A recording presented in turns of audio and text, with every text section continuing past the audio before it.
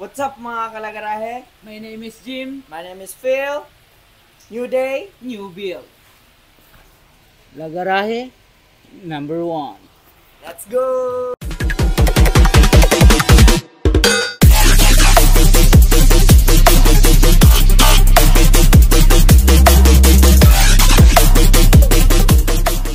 For today's video mga kalagarahe is meron tayong bagong build.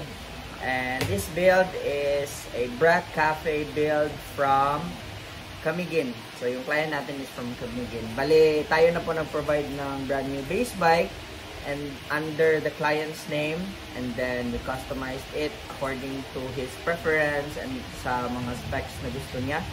So let's get right into it. Let's go!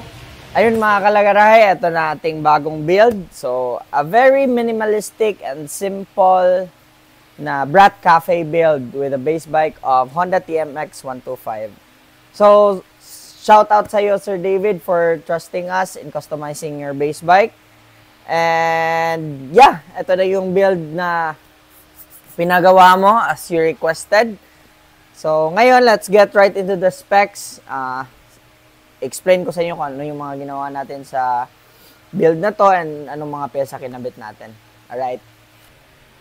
First off mga kalagaray, start tayo dito sa itaas. So, first off sa speedometer, we used a digital speedometer. And then, our favorite na handle grip. Bago na po ito mga kalagarahe. It's a Vans handle grip. Ayan. And then, bar and side mirrors. So, ilang inch? Around 1 to 3 inches. Pero, it's in a wide view. So, ayan mga kalagaray. That's why we love this bar and side mirror kasi wide view siya. Makikita mo talaga sa lahat. Moving on sa tank. This tank is a universal mandrel tank. Ayan. With our custom paint job.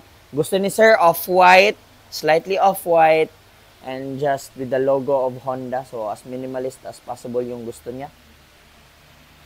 Moving on, sa headlight, we use a clear headlight. Yung bulb niyan mga kalagaray, yung sa original po na TMX 125.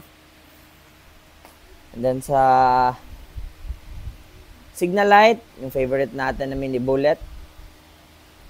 Then sa fork system, we use a TMX 150 Supremo forks. And then TMX 155 na triple 3 and triple clamp. So, para mas malapad. Then, dito tayo sa custom seat. Hand-shaped, handmade natin, of course. Ayan, with heat pressed lagarahe. And then, custom U-bend. As you can see,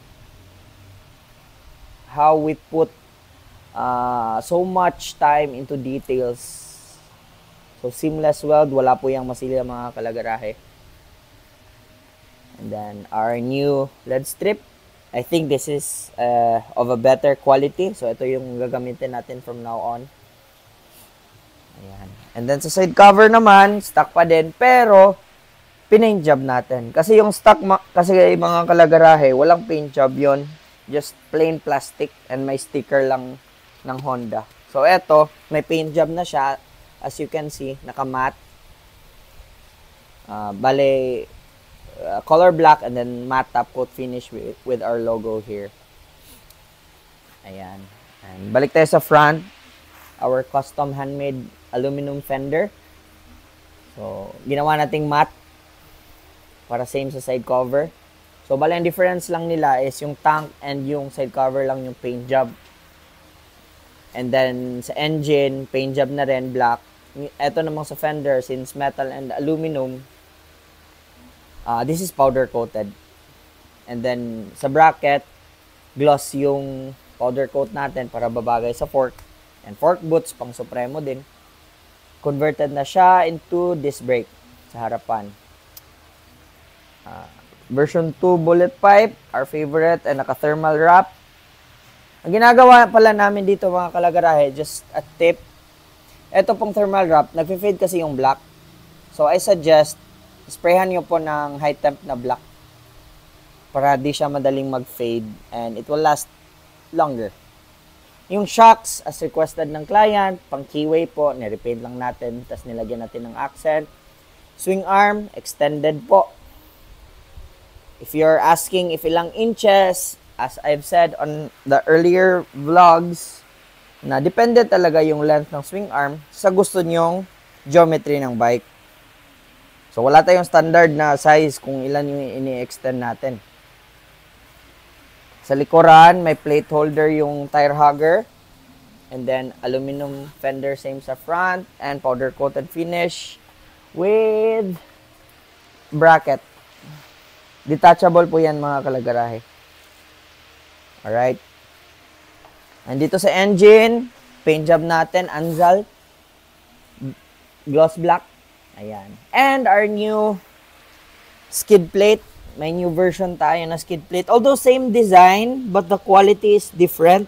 This one is much stiffer. Kasi nga, ang ginawa natin dito sa holes, dati, yung design natin dito, naka-bead roll lang, and then holes, yun lang. So, nag-invest kami ng tools. So, sa holes niya, as you can see, naka-dimple die na po yan. Yan, as you can see, naka-dimple die na. Ang purpose kasi pag naka-dimple die, it will make your material stronger. So, mas ano na siya, mas durable na siya. At the same time, looks-wise, mas maganda talaga siya tignan. Alright, and then yung susian natin, as usual, dito na sa gilid. Ayan, nasa gilid na. So, walk through tayo.